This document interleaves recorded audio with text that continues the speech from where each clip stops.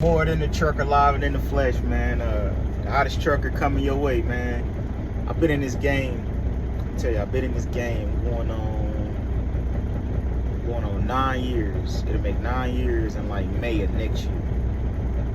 And I always told myself, I said, by the time I turn 30, I gotta turn it up a notch. Meaning, like I was okay. I was just cruising along the coastline. And I told myself, when I turn 30, man, I gotta make a statement. Like, and as far as like on some entrepreneur, like, and I think trucking was gonna be my start. You know what I mean? As far as like becoming an entrepreneur, investing my money in different places, which I've been investing, but investing my money in different places, like really stepping up to become an entrepreneur and create like residual income for myself. So the reason I went and got this truck, I'm gonna take y'all about almost 2 months ago. The reason I got this truck is because I was working, and I worked at this company called Core-Mark, and they had fired, which technically I was in the wrong, you know what I mean? So it was okay for them to fire me because I was in the wrong. But I was just sitting there and I'm like, I don't like this feeling, you know what I mean? Like, I've been at this game too long, I got too much experience. I had like 4 jobs I applied for, got approved, everything. You know how trucking goes. It don't take much to get a job as long as your CDL clean. So I was just going through it, and I was just sitting at home, and I'm just like, I ain't like that feeling of where somebody can control my destiny. You know what I mean? Not saying that, because like not everybody meant to be entrepreneurs. Not everybody meant to take control of their destiny, and that's okay. There's nothing wrong with that, because you can get great benefits out of life by taking the path of working for somebody, having somebody to, listen to every day. But I was just like, I really didn't like the feeling. It just, something just didn't sit right with me. So I had some investments. I'm a big investor in crypto. You know what I mean? So I had some investments, and some just told me, just take a couple G's out and start over. You know what I mean? And that's basically what I did. Like, I basically, took the steps to change my life as far as going in an entrepreneurial way. Now, I'm gonna take y'all back when I was 23, 24, 25, somewhere in that range. I did own a truck before, but I was so in between. Like, I thought I had all the money in the world because I was investing. I was investing also while I was doing that, and then it only took $10,000 to buy a truck. So I thought I had the world at the palm in my hands. I thought I was rich. So I took off like 4 months, enjoyed life with the family. We went to Texas. I live in Indianapolis, Indiana, so we drove to Texas. All type of crazy stuff that I did when I was in a relationship and with my family. So I owned a truck, but when I owned the truck, I paid cash for the truck. It was a 2006 Freightliner Columbia. Good truck, man. Good truck. Detroit in it. I love the truck, actually. But I didn't know what I was doing. And at that time, like, things started taking spiral where the market started doing this. You know what I mean? It was up here first, but when I bought the truck, it was all the way up here. It was COVID numbers. I know that's probably the best truck I've ever seen. But it started taking a hit, so it started doing this. And at the time, right when it was doing this, I was just here. I'm right here. It got to me. I'm like, oh yeah, it's time to sell, baby. Time to sell. So I sold the truck. I broke even on the truck. I bought it for 10. I put about 8 in it. 10 in it, 8 to 10 in it, and I want to say I sold it for 8 to 10. You know what I'm saying? We're just gonna get ballpark number. So I pretty much broke even on the truck. I didn't take any losses. I guess the only loss I took was fucking with my own time. You know what I mean? Like, not taking control of my own time, and that was my fault. Those was the mistakes that I made. Not knowing, not being wise. Like, when you come from, I ain't gonna say I come from nothing, but I'm the first one to, like, that's in my intermediate family to do something with their life. You know what I mean? Had that much money. I didn't know who to call to, who to talk to. I just was tired of working. I didn't want to work no more. But I did know, but I played a fool, where it's like you still need income coming in, of course, to take care of your normal life.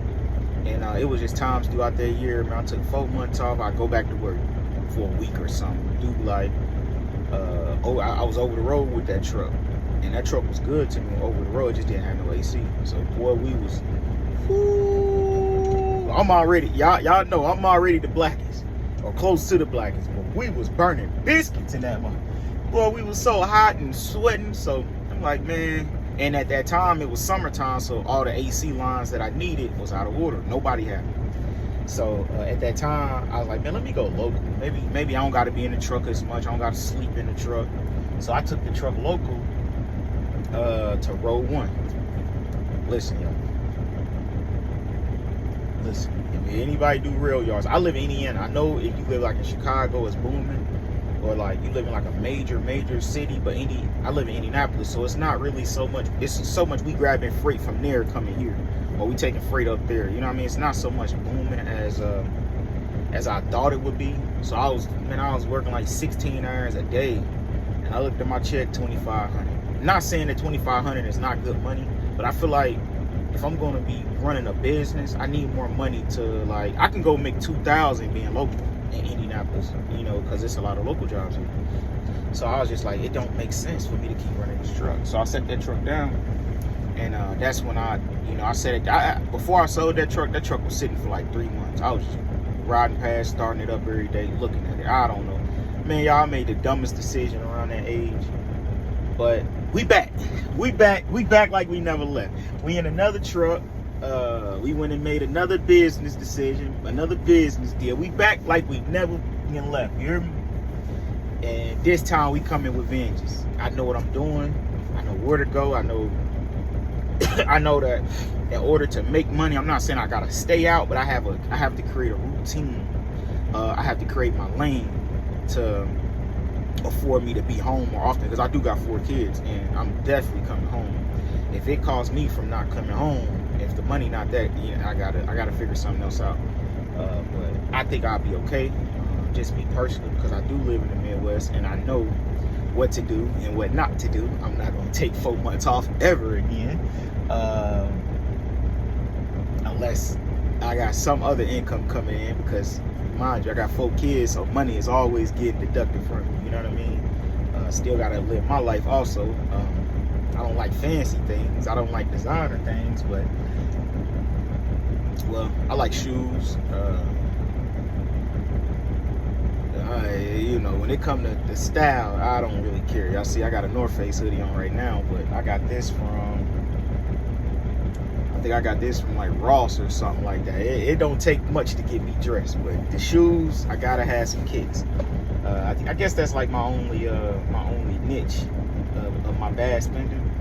I'm more so spend correctly, but I got a lot of kids, so so compared to somebody with no kids, compared to me, I'm probably spending an extra $40,000 a year, you know, $20,000-$30,000 a year, or something crazy. You know what I mean? Maybe $10,000-$15,000, something crazy. I don't know, but so I always got to make sure that I got to make sure that I got my head on straight, and that my next level is going up, because I took too many risks, and I didn't get enough awards the first time. So this time, I'm telling y'all now, I don't have a plan yet as far as like what I want out of trucking. I know that I don't want to die in a truck though. I'm not. I wouldn't say I'm not that interested in trucking. I would say more so like, it's just like, it's not. I never had a career-driven job where I was like, this is something I love to do. So I would say like trucking is just more so like a hustle. You know what I mean? If I can use it to get somewhere else. Before I went and bought this truck, actually, which is crazy, I was in school for HVAC. I was headed to be an HVAC certification tech. What happened was I got fired. And when I got fired, I just kind of like stopped going to school a little bit. But I still got my EPA 608 and everything. That's all you need in Indiana to be a certified HVAC tech. But I still want to go back to school, because I only got 2 more classes. And that's 8 weeks. I got 8 weeks to finish these 2 classes, and that's it. And I have my certification. So I'm like, why not go back to school and finish that? You know, I already paid for it. Like, why not go back to school? So I got anywhere between a year or 2 to go back and finish that. And I'm definitely 100%. I'm gonna need y'all to hold me accountable. I'm definitely 100% going back to finish that class. So, like, I just feel like anything we do from here on out is gonna be a movie, man. Like, and I want y'all on the journey. I want want y'all tagging along with me. We're gonna show the truck. I'm gonna show y'all what I went through, because I had went to Long Mountain to get this truck, and I went through the most bullshit with this truck ever. But thank you. My baby's up and running. She's straight. You know what I mean? Put some baby got rust. Where the Diddy oil at, man? We got some baby oil. Get the Diddy oil. We got to roll some Diddy oil on this mother. Take care of her now. Take care of my baby now. But thankful. I've been running her for about 2-3 days, or just around the city. Y'all live in, if y'all know where Indianapolis is, around 465. And finally, I think I'm good to take this truck out.